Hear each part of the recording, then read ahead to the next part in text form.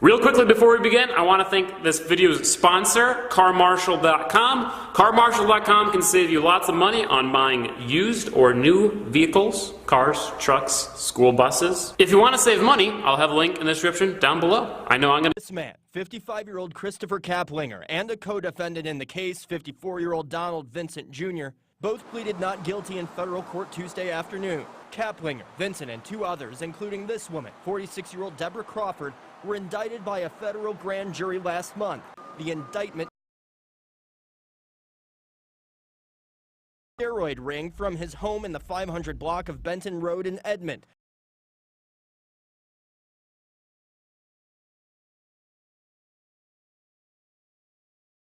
Invested in a lot of things in regards to steroids over the internet, and so we're just trying to get to the bottom of it right now. According to the indictment, it was at the bottom of the hole that agents found roughly $280,000 in cash buried in the backyard, with other money used to build a home addition. Court documents say Kaplinger also transferred money overseas to conceal the alleged crimes. We're dealing with a lot of issues right now, and one of it is a large sum of money found in his backyard and some other things. So we're just trying to get to the bottom of it and see exactly what the allegations are by the government. Prosecutors allege Crawford, who's in prison on an unrelated drug case, opened P.O. boxes for fictional companies where steroid payments would be sent. According to the indictment, Kaplinger used an auto sales business in this strip mall in the 8200 block of North Classen as a front to manufacture drugs shipped into the U.S. from China or Turkey. This isn't the first time Kaplinger's had a run-in with the law. The former Edmond police officer pleaded guilty in 2009 to felony charges for his role in taking bribes to help drunk drivers avoid prosecution. A case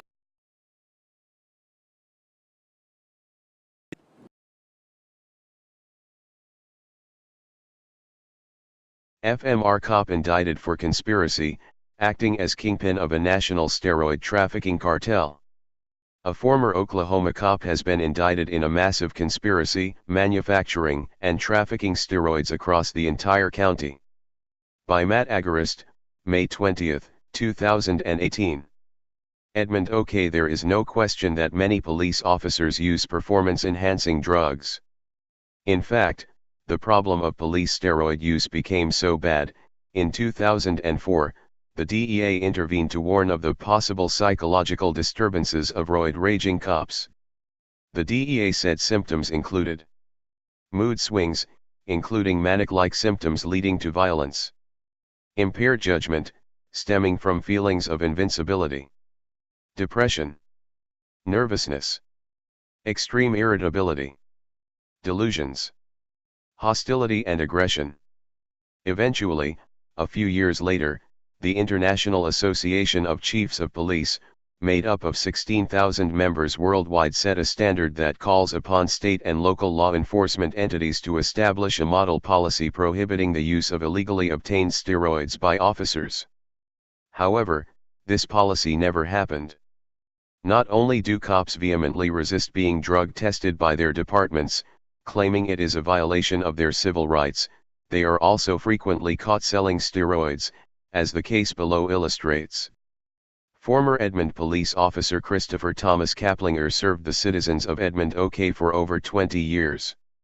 During this time he was likely building up his customer base as well as his steroid empire, which he would grow to epic proportions.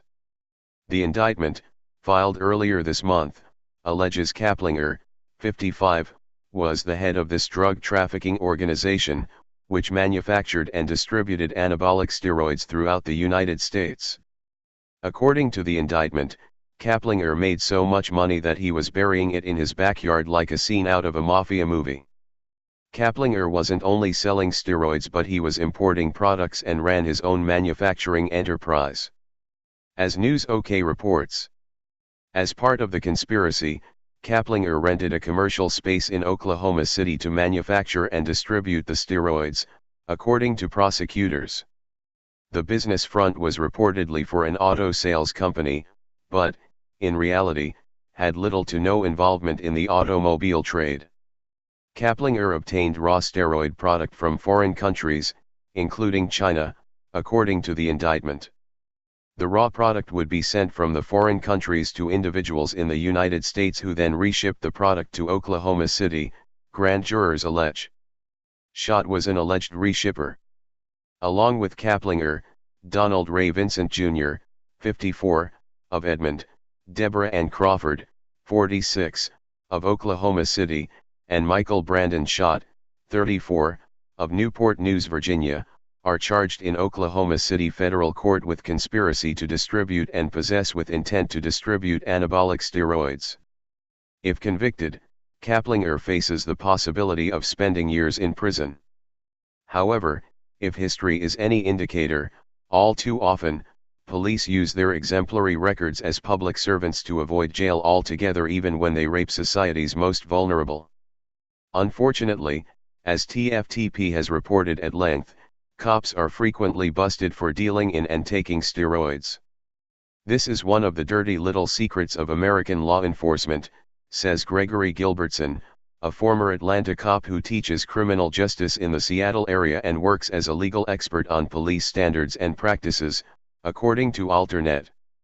Steroid testing is declining, and I think there's an attitude in all these agencies of see no evil, hear no evil, speak no evil, because they don't want to know about it.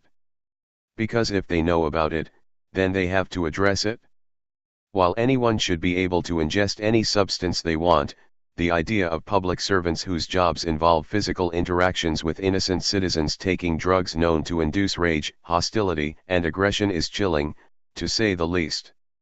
However, as Alternet pointed out, the cases of cops using and selling steroids are anything but isolated. These are some of the cases that have made news in the past year, though there likely are others that have not been revealed publicly. In June, a Jeffersonville, IND, cop, Anthony Mills, resigned after pleading guilty to possession of steroids. His attorney told the media that Mills did not consider steroids to be illegal drugs. This spring, authorities in Edmonton, Alberta, revealed that a handful of police officers had been involved in the use or distribution of stanozolol, the steroid commonly sold as Winstrol. More than 30 officers in Edmonton have been implicated in steroid use in the past few years, according to press reports there. In January, a Portland, Oregon cop who faced firing for a positive steroid test was allowed to resign. Last fall, a scandal rocked police in the Augusta, GA, area when a man arrested for steroids possession gave authorities a list of steroid users among local law enforcement officers. At least one deputy resigned. Authorities denied that the list included as many 30 others. Also last fall, the Miami New Times revealed that Miami-Dade police officers had been customers of Biogenesis, a South Florida steroid clinic at the heart of professional baseball's ongoing doping scandal. The dangers of cops taking steroids are obvious, as the rage associated with their use can become uncontrollable. All too often, we see police officers immediately escalate situations to violence when de-escalation would have been far easier and safer. Steroids could be the reason. I keep seeing all of these cases where the level of anger and violence shown by officers makes no sense, Gilbertson says. And when things don't make sense, they don't make sense for a reason. Maybe steroid rage is a reason so many police officers seem so angry and aggressive. Cops on the juice feel indestructible, as if they have superhuman strength. Or as the DEA puts it, the idea of enhanced physical strength and endurance provides one with the invincible mentality when performing law enforcement duties. Starting to make sense now? Reasonable suspicion should be raised if they shoot somebody or beat the living daylights out of somebody, Dan Handelman, a founding member of Portland Copwatch told Alternet. In some of these recent cases, the officers seemed to be pumped up and were not necessarily working in a calm and level-headed manner. We wonder how much of this was coming from natural adrenaline and how much coming from other substances. Spread the love. Hey Charlotte County, this is Charlotte County Copwatch, and I just wanted you to know that I am using this stuff under fair use. And also remember to like and subscribe this channel. Also too, keep in mind I do not make any money on YouTube. This is 5 hours work a day, you know, fighting for freedom. And you can donate with PayPal and Patreon. I just want you to think about this. If everybody gives to PayPal and Patreon, Patreon is every month. Actually, PayPal you can do every month. I have 12,000 subscribers. If everybody gives, I can quit my regular job and go full-time investigations on Charlotte County and possibly even more and beyond. So just keep that in mind. If everybody helps out, I can go full-time doing this. Thanks.